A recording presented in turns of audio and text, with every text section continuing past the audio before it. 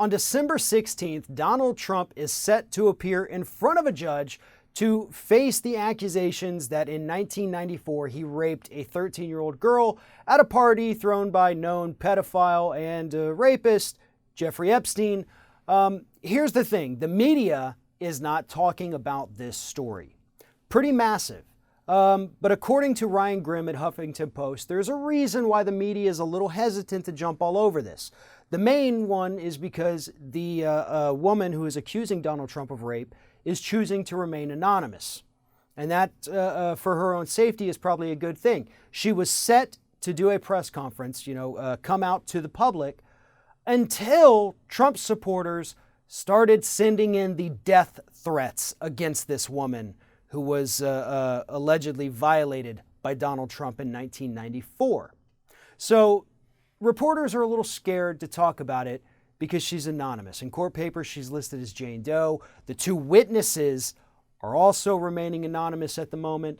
So they're a little hesitant because they think that people might feel like they don't know everything, so they're not reporting on it. Well, let me tell you something. Let me tell you a little bit about how this works. I know journalism is a very tough business, but the law is an even tougher business. Since this case has been filed, that means the court found enough merit with it to warrant at least a few hearings on it.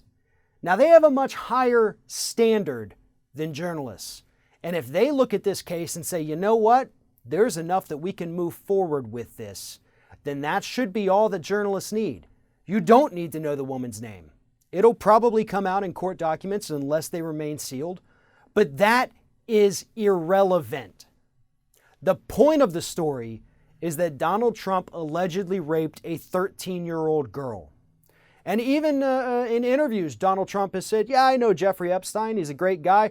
Probably one of the few guys that loves women even more than I do.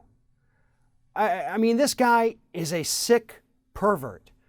When you tie in this alleged rape to every other statement he's made about women, there is no other conclusion other than he objectifies them. He sees them as objects, sex objects, not as human beings.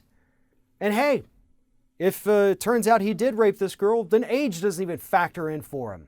Well, I take that back. They can age out, but for Donald Trump, according to this lawsuit, nothing's really off limits. This is sick, disgusting behavior that the media needs to talk about.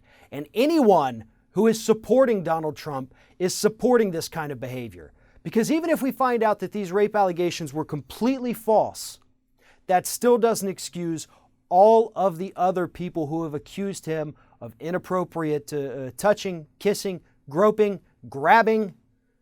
That is not excused.